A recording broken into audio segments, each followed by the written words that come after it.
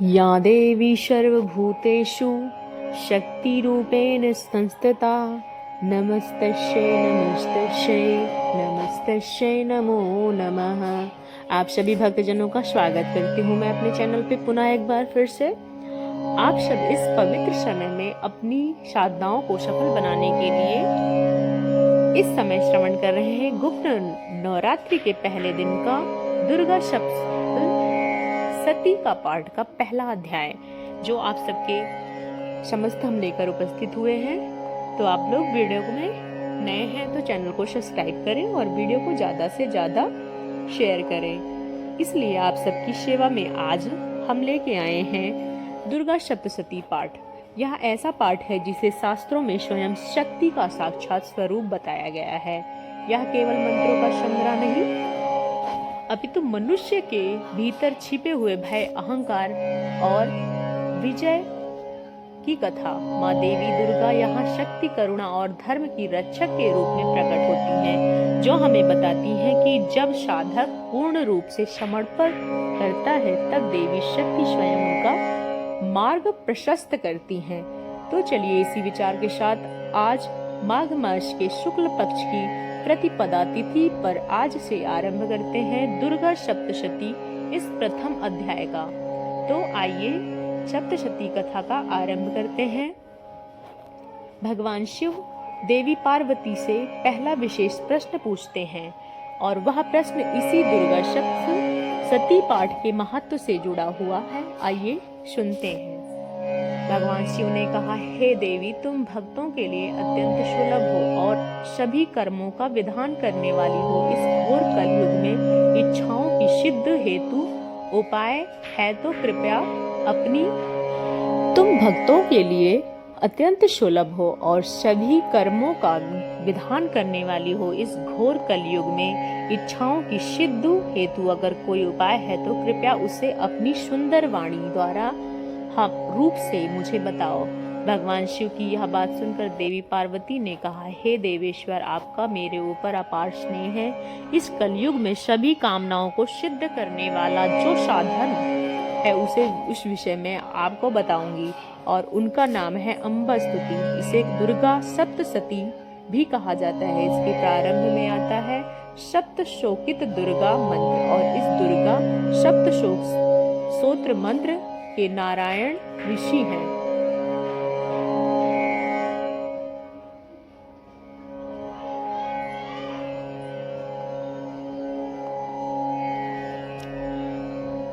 इस छंद के अनुष्ठक श्री महाकाली, महालक्ष्मी और महासरस्वती इनके देवता हैं। देवी दुर्गा की प्रसन्नता हेतु सप्तशोक का दुर्गा पाठ इसको समविष्ट किया जाता है। हे भगवती महामाया देवी, ज्ञानियों के चित्त को भी बलपूर्वक खींचकर मोह में डाल सकती है। माँ दुर्गे, आप स्मरण करने पर सभी प्राणियों के भय हर लेती हैं और स्वस्थ पुरुषों द्वारा चिंतन करने पर उन्हें परम कल्याणकारी बुद्धि प्रदान करती हैं। दुख, दरिद्र और भय हरने वाली देवी हैं। आपके सिवा दूसरा और कौन है जिनका चित्त सभी के उपकार करने के लिए सदैव प्रयार्थ बना हो। हे नारायणी, आप हर प्रकार के मंगल प्रदान करने वाली मंगलमय देवी हैं। आप कल्याणदायिनी शिवा हैं। सभी पुरुषार्थों को सिद्ध करने वाली शरणागत वत्सला हैं। 3 नेत्रों वाली और गौरी हैं। मैं आपको नमस्कार करती हूँ। शरण में आए हुए दीन और पीड़ित जनों की रक्षा से संलग्न रहने वाली, आप सभी की पीड़ा दूर करने वाली हो।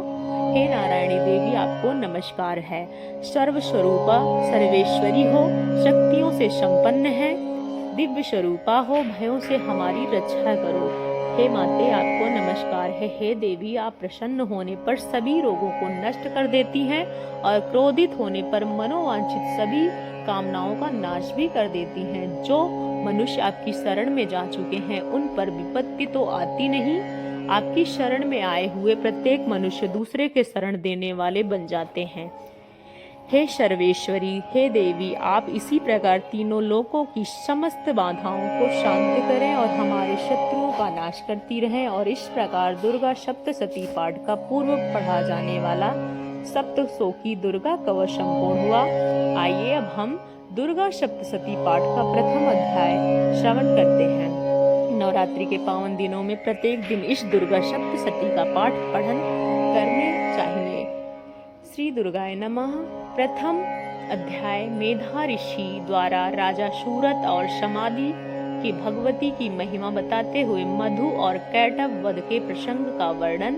ओम प्रथम चरित्र में ब्रह्मा ऋषि महाकाली देवता गायत्री छंद नंदा शक्ति रक्तदिका बीज अग्नि तत्व और ऋग्वेद स्वरूप हैं। देवी महाकाली देवताओं को प्रसन्नता के लिए प्रथम चरित्र के जप में विनियोग किया जाता है। भगवान विष्णु के सो जाने पर मधु और कैटभ को मारने के लिए कमल जन्मा ब्रह्मा जी ने जिनका शातवन किया था, महाकाली देवी का सेवन करती हूँ। वो अपने 10 हाथों में खड्ग चक्र गदा बाण धनुष परिध शूल विशुंडी मस्तक और शंख धारण करती हैं। इस देवी के 3 नेत्र हैं। वे सभी अंगों में दिव्य आभूषणों से सुशोभित हैं।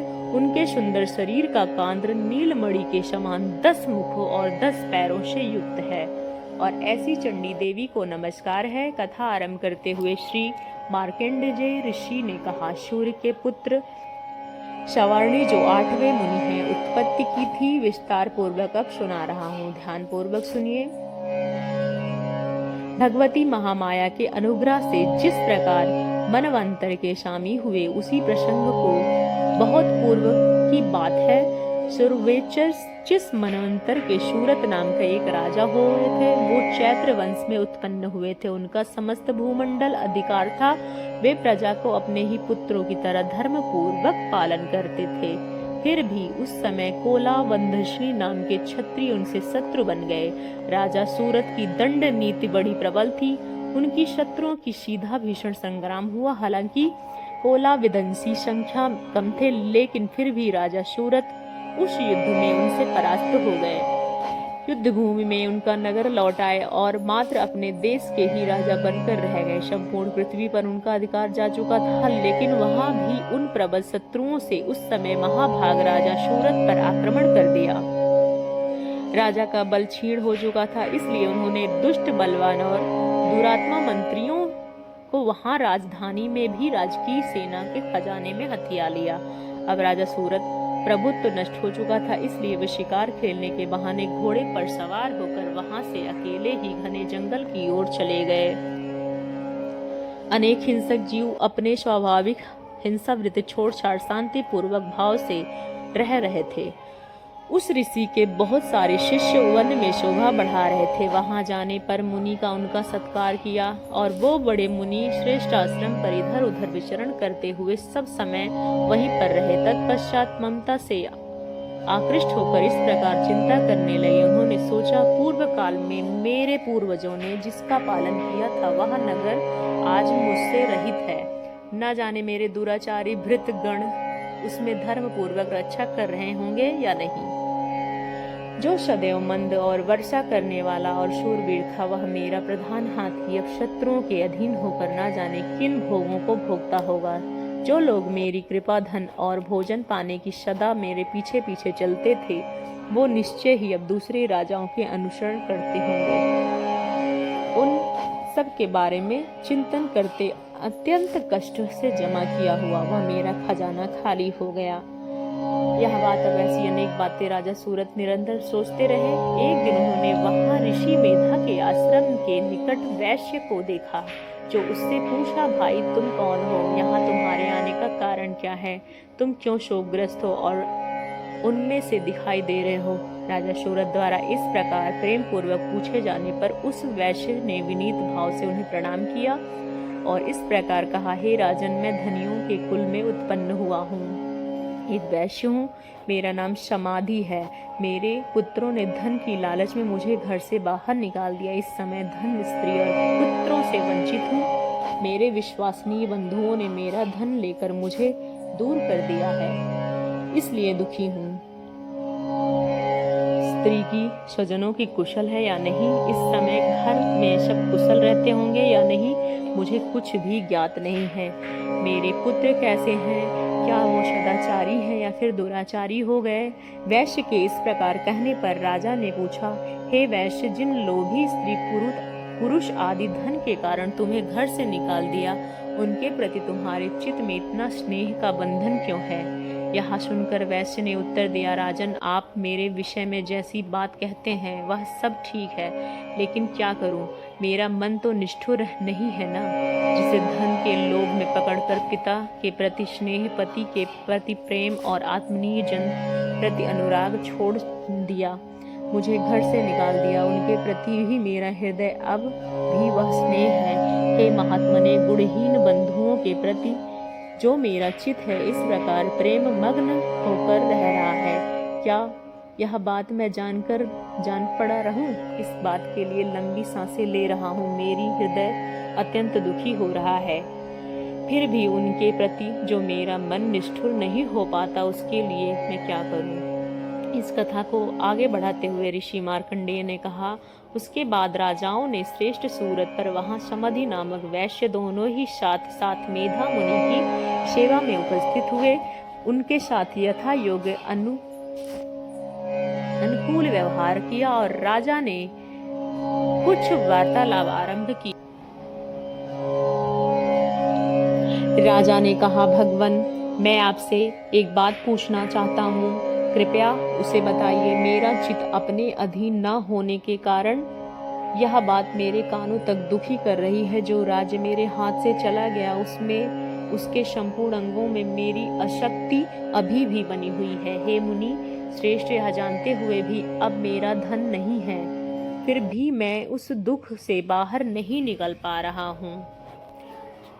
और दूसरी ओर वही वैश्य भी घर में अपमानित होकर आया, इसे छोड़ दिया, स्वजनों ने इसका परित्याग कर दिया है, फिर भी यह अनेक प्रति अत्यंत हार्दिक स्नेह रख रहा है। इस प्रकार यह और हम दोनों ही बहुत दुखी हैं, जिसमें प्रत्यक्ष दोष देखा गया है।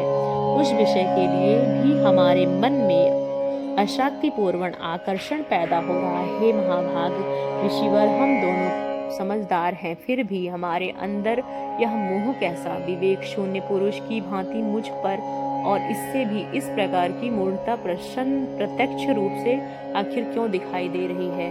राजा के वचन सुनकर ऋषि मेधावी ने कहा, हे महाभाग, विषय मार्ग का ज्ञान सभी जीवों को नहीं। इस प्रकार विषय में भी सबसे अलग अलग हैं। कुछ प्राणी दिन नहीं देखते और दूसरी रात नहीं देखते, कुछ जीव ऐसे जो दिन और रात्रि के बराबर देखते हैं। यह बात सत्य है। मनुष्य समझदार होता है, पशु पक्षी मृग आदि सभी प्राणी भी समझदार होते हैं।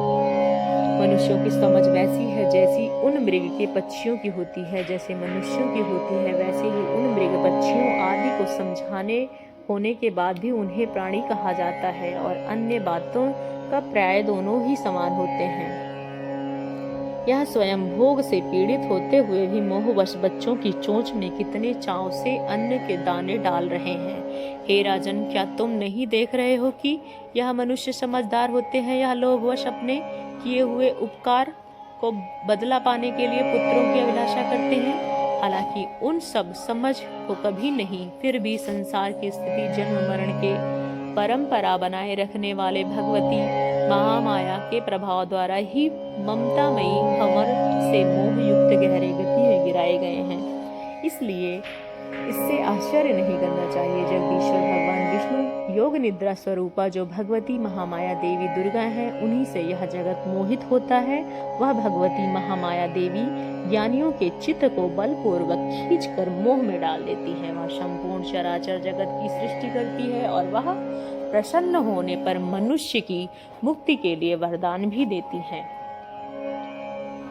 ऋषि के वचन सुनकर उन्होंने पूछा, यह देवी कौन है? इनके चरित्र कैसे हैं? राजा ने पूछा, जैसा प्रभाव है वैसे स्वरूप है। जिस प्रकार प्रादुर्भाव हुआ वह सब आपके मुख से सुनना चाहता हूँ, कृपया इसे विस्तार पूर्वक सुनिए।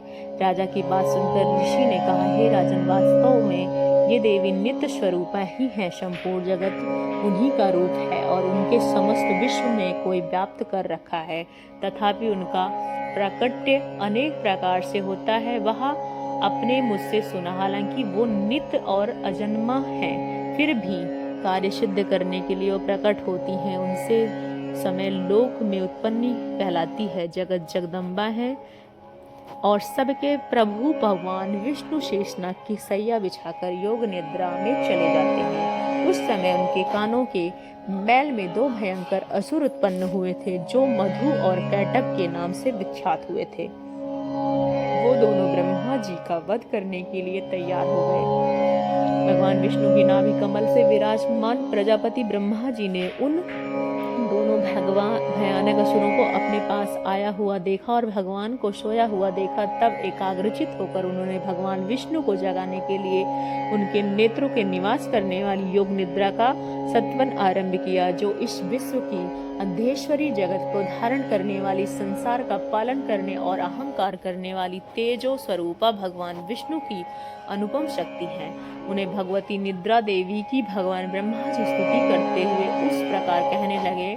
ब्रह्मा जी ने कहा, हे देवी, तुम ही स्वाहा, तुम ही स्वधा और तुम ही वस कटार स्वर हो, सुधा हो, अक्षर प्रणव के आकार, उपकार, मकर, इन तीन मात्राओं के रूप में आप ही स्थित रहती हैं। तब इन तीन मात्राओं से अतिरिक्त भी बिंदु रूपा नित्य अर्थ धर्म मात्रा विशेष रूप से उच्चारण नहीं किया जा सकता, वह भी आप ही हैं। हे देवी, आप ही संध्या, सावित्री और परम जन्मी है। हे देवी, आप ही विश्व ब्रह्मांड को धारण करती हैं। आपसे इस जगत की सृष्टि होती है, आपसे पालन होता है। आप संपूर्ण चराचर की जगत जननी हैं। मुझको, भगवान शंकर को और भगवान विष्णु को भी तुमने अपने शरीर में ही धारण किया है, अतः आपकी स्तुति करने की शक्ति किस में है? हे देवी, आप तो उन उदर प्रभावों से प्रशासित हैं, जो दोनों दुरस्व असुर मधु कैटभ को उनके मुंह में डाल दो और जगदीश्वर भगवान विष्णु को शीघ्र ही जगा दो। साथ ही उनके भीतर इन दोनों महान असुरों को मार डालने की बुद्धि उत्पन्न कर दो। हे राजन, जब ब्रह्मा जी ने वहां मधु और कैटभ को मारने का उद्देश्य भगवान विष्णु को जगाने के लिए तमोगुण की अधिष्ठात्री देवी योग निद्रा को इस प्रकार स्तुति की, तब वे भगवान के नेत्र, मुख, नासिका, बाहु, हृदय और वक्ष स्थल से निकलकर जहां जन्मा ब्रह्मा जी की दृष्टि के समक्ष उपस्थित हो गईं। योग निद्रा से मुक्त होने पर जगत के स्वामी भगवान जनार्दन उस के जल में शेषनाग की सैया पे जगाने उठे और फिर उन्होंने दोनों असुरों को देखा। वह दुरात्मा मधु और कैटभ अत्यंत बलवान और पराक्रमी थे। क्रोध में लाल आंखें किए ब्रह्मा जी को खा जाने के लिए उद्योग कर रहे थे और तब भगवान श्री हरि ने उठकर उन दोनों के साथ 5000 वर्षों तक मात्र युद्ध किया। दोनों भी अत्यंत बल के कारण थक चुके। वो इधर महामाया ने उन्हें मुंह में डाला हुआ था और इसलिए वो भगवान विष्णु से कहने लगे, हम तुम्हारी वीरता से संतुष्ट हैं, तुम हम लोगों को कोई वर मांगो। तब भगवान विष्णु ने कहा, यदि तुम दोनों मुझ पर प्रसन्न हो तो अब मेरे हाथ से मारे जाओ। बस इतना ही वर चाहिए मुझे, या दूसरे किसी वर से क्या लाभ। और उन्होंने संपूर्ण जगत में जल देखा। तब कमल नयन भगवान से कहा, जहाँ पृथ्वी जल में डूबी है, ना जहाँ सूखा स्थान है, वही हमारा वध करो। तब तथास्तु कहकर शंख, चक्र और गदा धारण करने वाले भगवान ने उन दोनों के मस्तक पर अपनी जांघ पर रखकर चक्र से काट डाले और इस प्रकार देवी महामाया ब्रह्मा जी की स्तुति करने पर स्वयं प्रकट हुई थी। और उन्होंने पुनः उनके प्रभाव का वर्णन करता हूँ। इस प्रकार मार्कंडेय पुराण में सवर्णिक मनवंतर की कथा के अंतर्गत देवी महात्मन की मधु कैटभ वध नामक पहला अध्याय पूर्ण हुआ, जो यह थी आज की दुर्गा सप्तशती पाठ के प्रथम अध्याय की कथा। हमें आशा है आपको यह कथा पसंद आई होगी। चैनल पे नए हैं तो सब्सक्राइब कीजिए और नोटिफिकेशन ऑन रखिएगा, ताकि आने वाली सारी कथाएं आपको पहुंचती रहें। और प्रतिदिन 9 दिनों तक यह नवरात्रि दुर्गा सप्तशती पाठ के प्रत्येक अध्याय का श्रवण करते हुए अब चैनल को सब्सक्राइब करते हुए जाइएगा। नोटिफिकेशन ऑन रखिए। जय माता दुर्गा, जय श्री शेरावाली मैया।